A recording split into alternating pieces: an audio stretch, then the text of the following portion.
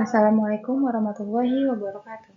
Perkenalkan, nama saya Putra Elva dari Prodi Komunikasi dan Penyiaran Islam, Fakultas Agama Islam, Universitas Muhammadiyah Yogyakarta. Di sini saya akan menyampaikan sedikit mengenai resume materi Cooperative Leadership. Materi yang akan saya sampaikan yaitu mengenai karakteristik kepemimpinan Khulafaur Rasyidin. Yang pertama yaitu karakteristik kepemimpinan Abu Bakar As-Siddiq. Abdullah bin Utsman bin Amr bin Amir bin Amr bin Ka'ab bin Sa'ad bin Taim bin Murrah bin Ka'ab bin Lu'ay Al-Qarishi At-Taimi atau dikenal dengan Abu Bakar As-Siddiq lahir 2 tahun setelah tahun gajah. Dijuluki dengan Atik karena memiliki paras yang tampan dan As-Siddiq karena beliau membenarkan kabar dari Nabi Shallallahu Alaihi Wasallam dengan kepercayaan yang sangat tinggi. Beliau sangat menyayangi dan selalu melindungi Rasulullah Shallallahu Alaihi Wasallam dari siksaan dan cemoohan orang-orang Quraisy. Setelah wafatnya Rasulullah, beliaulah yang menggantikan untuk memimpin umat Islam. Proses pengangkatan Abu Bakar sangat dramatis karena menyangkut umat Islam ke depannya. Pengangkatan beliau sebagai khalifah yang pertama adalah melalui pemilihan secara musyawarah yang dilakukan oleh umat Islam di Saqifah Bani Saidah setelah wafatnya Rasulullah Shallallahu Alaihi Wasallam. Masa jabatan beliau sangat singkat, yaitu hanya 2 tahun saja, dari tahun 11 hingga 13 Hijriah atau 632 hingga 634 Masehi. Kebijakan dan prestasi-prestasi beliau yaitu yang pertama, keberhasilan menguasai wilayah Palestina, Yordania, dan Syria. Pasukan muslim terus menyebarkan dakwah Islamnya. Yang kedua yaitu berhasilnya menghalau gerakan riddah serta berhasil memperluas wilayah Islam ke luar Jazirah Arab. Kebijakan dan prestasi yang ketiga yaitu pengumpulan lembaran syuhur ayat-ayat suci Al-Quran yang berupa kulit kayu, tulang belulang, dan ada juga yang berupa tulisan di atas batu. Sifat-sifat dan keteladanan Abu Bakar As-Siddiq yaitu beliau itu sangat setia kawan dan memiliki loyalitas yang sangat tinggi. Beliau juga selalu membenarkan ucapan Rasulullah SAW, suka menolong, tawadu, serta lemah lembut dan tegas. Wafatnya Abu Bakar As-Siddiq. Ketika Abu Bakar berusia 60 tahun, beliau mengalami sakit demam beberapa hari, karena ketika kondisi tubuhnya tidak sedang fit, lalu beliau mandi di musim dingin. Ada pula yang berpendapat karena beliau diracuni oleh orang Yahudi melalui madu yang dihadiahkan. Dan tidak lama kemudian, setelah mengalami sakit, beliau menghembuskan nafasnya terakhir pada sore hari setelah matahari terbenam. Materi selanjutnya yaitu mengenai karakteristik kepemimpinan Umar bin Khattab. Umar bin Khattab bin Nafil bin Abdul Uzza atau lebih dikenal dengan Umar bin Khattab lahir di Mekah pada tahun 584 Masehi.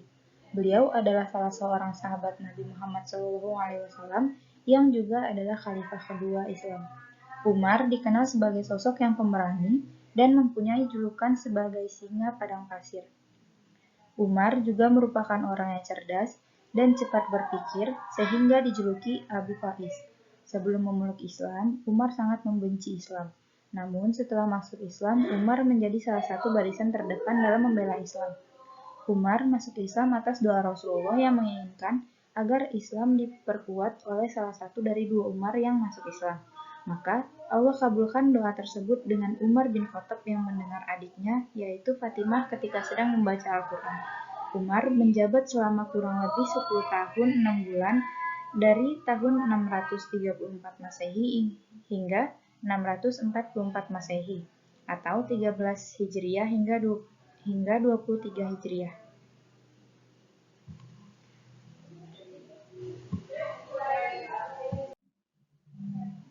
Kebijakan dan prestasi-prestasi Umar bin Khattab antara lain yaitu lembaga bidang keamanan dan membentuk angkatan perang yang tetap dan teratur, membagi wilayah kekuasaan Islam.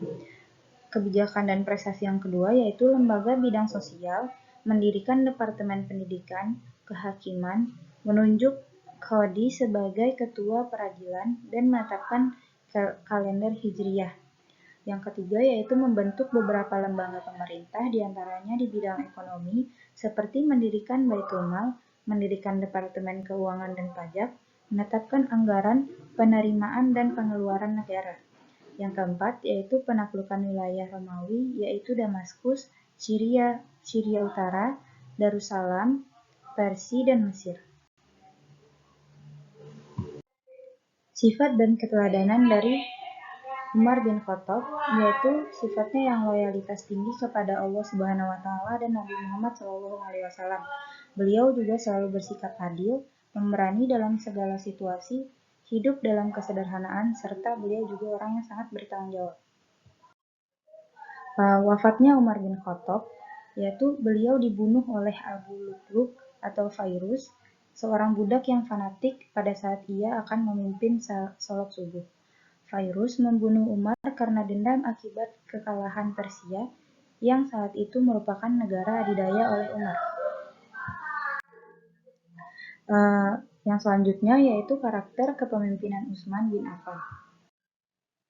Nama lengkap Utsman bin Affan adalah Utsman bin Affan bin Abil As bin Umayyah bin Abdusyams bin Abdu Manaf bin Qusay bin Kilab bin Murrah bin Ka'ab bin Luwai bin Khalid bin Fihr bin Malik bin Nadr bin Kinana bin Khuzaimah bin Mudrikah bin Ilyas bin Mudar bin Nizar bin Ma'du bin Adnan. Utsman bin Affan memiliki julukan Dzannurain yang memiliki dua cahaya karena menikahi dua putri Rasul. Beliau merupakan salah satu khalifah Rasyidin selama hidupnya. Selain dikenal sebagai sosok yang sangat dermawan, beliau juga dikenal sebagai sahabat yang begitu bijaksana, dermawan, lapang dada, serta senang berkorban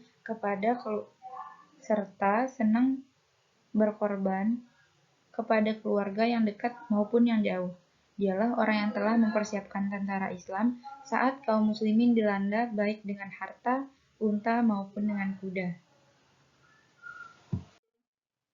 Kebijakan dan prestasi-prestasi beliau yaitu yang pertama memperluas wilayah Islam mulai dari benua Asia yang meliputi Tabaristan, wilayah seberang sungai Jihun, Harrah, Kabul, Turkistan, dan Armenia.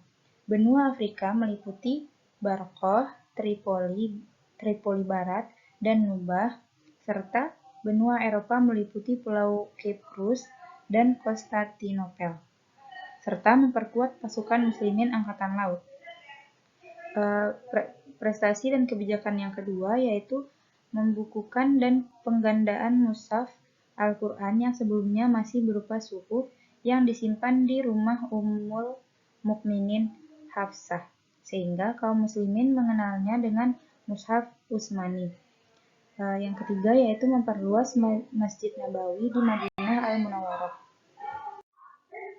Sifat-sifat dan keteladanan yang dapat diambil dari Utsman bin Affan yaitu sifatnya lembut dan pemalu, membuat Utsman disegani Rasulullah SAW dan malaikat. Selalu merasa sungkan jika sampai tak menolong kaumnya yang kesulitan. Kekayaan melimpah di tangan Utsman memberi dukungan besar pada agama. Punya gagasan brilian dalam membukukan Al-Quran menjadi mushaf pertama kali. Yang selanjutnya itu sabar dan berserah diri kepada Allah Subhanahu wa taala saat fitnah besar menimpanya di penghujung hayatnya. Wafatnya Utsman yaitu karena dikepung oleh pemberontak selama 40 hari dimulai dari bulan Ramadan hingga Zulhijjah.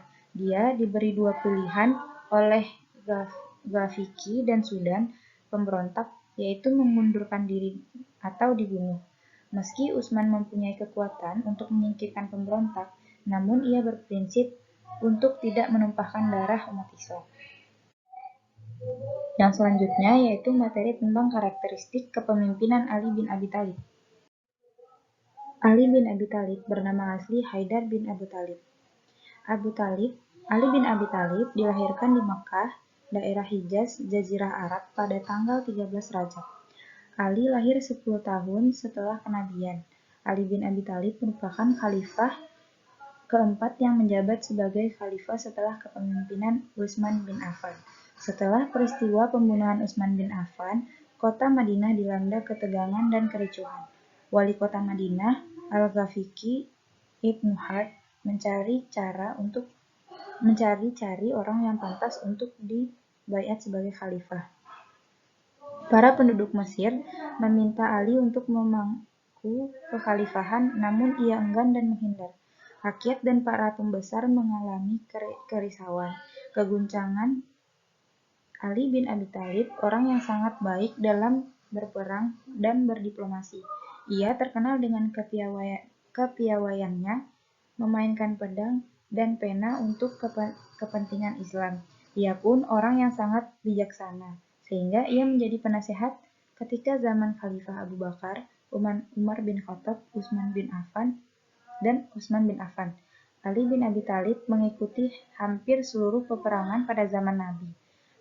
Ketika Abu Bakar diangkat menjadi khalifah, Ali tidak sempat membaiatnya karena sibuk dengan mengurusi jenazah Rasulullah SAW. Kebijakan-kebijakan dan prestasi-prestasi beliau diantaranya yaitu memberhentikan sebagian besar gubernur yang diangkat pendahulunya Utsman bin Affan, kemudian menggantinya dengan tokoh-tokoh lain. Yang kedua yaitu menghadapi para pemberontak, mengganti orang-orang yang kurang bagus di pemerintahan. Selanjutnya yaitu melengkapi tanda baca pada huruf hijaiyah sehingga tidak terjadi kesalahan pada pembacaan Al-Quran dan hadis.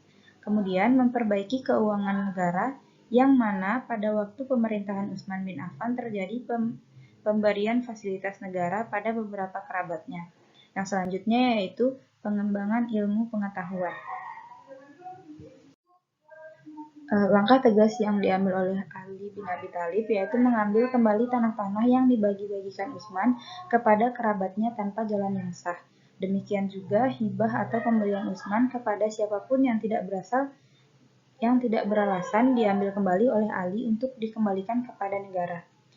Yang kedua yaitu memecat kepala-kepala daerah yang diangkat oleh Utsman dan dikirimlah kepala yang baru untuk menggantikannya.